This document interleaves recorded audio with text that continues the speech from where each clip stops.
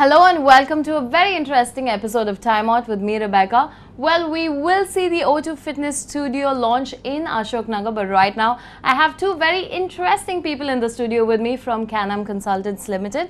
Anurag Sandhu, the Senior Vice President, and Ganga Dandapani, the Vice President. Hello and welcome to the show. And we will be talking about the Canadian Universities and College Admissions Workshop that is happening at the Hyatt on Mount Road on the 19th of April.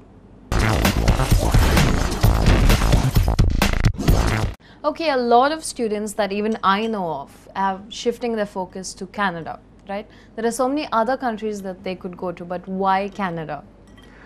See, whenever a person is looking into international education, there are various parameters. It's not simply a fashion to go to another country.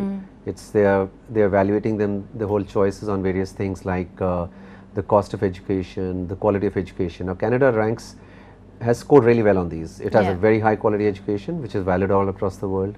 It is fairly low cost when you compare with others. Then along with that, they have other options that you can study. When you go to some countries, there is a limitation that you can only go for a bachelor's or a master's degrees, whereas Canada offers flexibility in those levels too. I mean, you can go for a certificate program, you can go for a diploma program, degree program, or even a high degree program at a master's level. So there's a huge flexibility that comes in. Plus something very attractive for us typically from India is that something which a lot of countries are cutting out on and Canada is opening up is that after you finish your education, you can stay there, get the global experience, work there up to 3 years.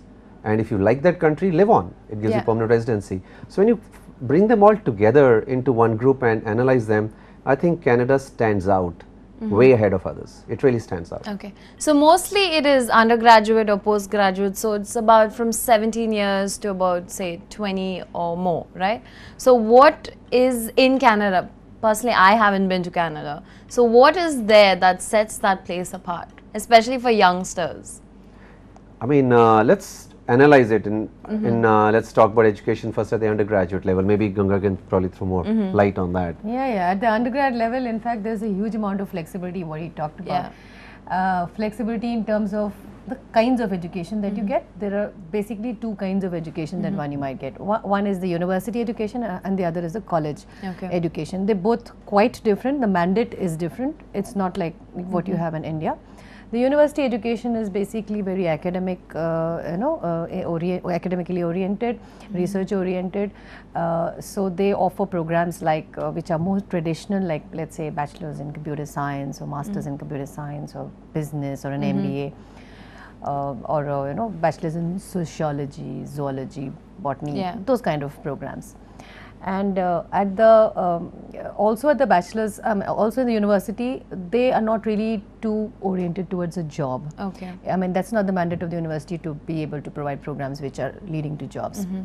However, the colleges which have been set up by the Canadian government, the mandate is that they have to be providing jobs, providing programs which are purely industry oriented.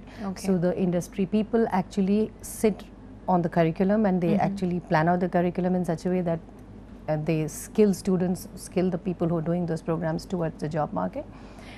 And in addition to that, they also have something called a co-op. Co-op in Canadian parlance is kind of an internship. It could be paid, it need not be paid, but basically a semester of work which is entrenched within the program curriculum itself, so that when the student finishes his program, at the end of the day, he's firstly he has some kind of work experience, secondly it's Canadian work experience, and thirdly it's Canadian work experience related to the course that he has been studying. So when he finishes, so these are the kind of two kinds of education. At the university level, at the undergrad level, the programs that a student can study is a bachelor's degree, a 4 years bachelor's degree, or a 2 years master's degree, or a 1 year master's degree. And at the undergrad level in the colleges, there's a huge flexibility, which I talked about, the kind of job-oriented programs. It could be a 2-year diploma program, it could be a 3-year diploma program with a lot of co-op thrown in. So in a 3-year diploma, it could be 2 semesters study, 1 semester work. So it could end up being 2 years of study and 1 year of work. That is very flexible. What she's talking about, that's a lot of exciting options for kids now. I mean, there was a time when kids only thought it's all about studying. Yes. Now they're combining work with it. Yes. And so not only does it give you more exposure to what you're studying, I mean, you become more job driven, you actually end up with some jobs. Yes. So you can even... So you have the experience and you have the money once you're done. Yeah, co-op, in the part of the program, and there are some co-op activities, you get paid for it sometimes. Yeah. So it's great. I mean, kids are loving it. And she was talking about undergrad. When you talk about postgrad, typically what did we think of? It's always a person going in for a master's program. It's all about masters. Everyone you ask them for a postgrad study, it's masters. Whereas there's an analysis which was done in India some time back, or for something which I've read about, that nearly 70% of the kids do not go abroad even if they want to, because they feel the cost of education is so high. It is high because if you're committing yourself to a 2-year program, which is a research-driven master's program, it is going to cost a lot of money. Some people don't have that money. Yes. And that's nearly 70%. That sum is 70%. Whereas Canada gives you that flexibility to break up your education in a way. I mean, I could go to Canada for a 1-year certificate program, a 1-year postgrad diploma, 1.5-year postgrad diploma, which can finally lead to a master's whenever I want to. And but education loans are breaking that barrier right now, right? Education loans are bringing in, I mean, they're bringing in a lot of, they're giving access to more education now. I mean, loans are easy to come by and people have access to that, but still, even if you take a loan, you have to repay that. So, isn't it better to get a high quality education at a low cost? Okay, I don't want to do a 2 years master's, I can go for a 1-year postgrad program. And guess what? That 1-year postgrad program probably will have a co-op component in it, or maybe it's so job driven that chances of getting a job are higher. And in fact, the graduate placement rate of these programs are anything between 90 to 95%. That's huge. Yeah, that's really big. A lot. Yeah, it's you're almost studying you're studying a program which kind of an assurance that you will get a job.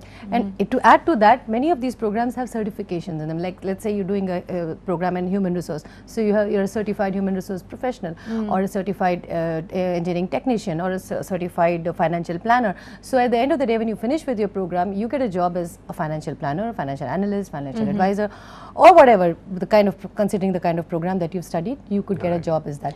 Okay, speaking about admissions, how to get through a Canadian university, right? People with high marks, usually they don't have a problem, but what about students with 75% or below that? Great admissions question. for them. Yeah. Great question. In fact, like we talked about flexibility, there is so much of flexibility that a student with let's say a 75% or 71% and aiming for a top end university, there are various options today. Like, let's say the University of Waterloo, they have a Dubai campus. Now, if you go directly to the Waterloo campus, you would probably need 93-94% marks. That's huge. Okay, but you still want to study at the University of Waterloo, you still want to get that same degree, you still want to be able to study in the Canada campus. What do? Okay, let's say you've got about 85% marks, you just fell short of 90. Yeah.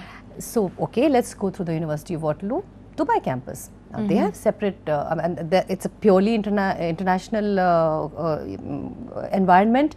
There are separate girls and boys hostels, and they have a huge co-op happening there. So, when the student goes through this campus, what are the advantages? Firstly, at 85%, he could get to University of Waterloo.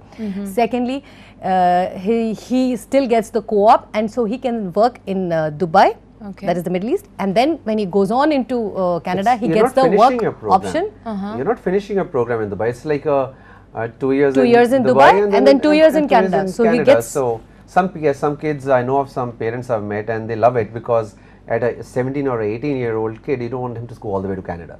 So it's like moving him slowly. Send him to UAE first, and then he can move on to Canada. And it's close by. The parent can visit. So a lot of parents ask for visits. Right. So we fix up appointments for them. They go visit the campus, put them there. They see the hostels and everything, and then so that is one way of doing it. The other way of doing it is through the pathway programs. Okay. Let's say a student, again same, let's say 74-75%.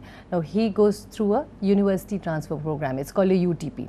Okay, a lot more about that coming up, but after this very, very short commercial break. Okay.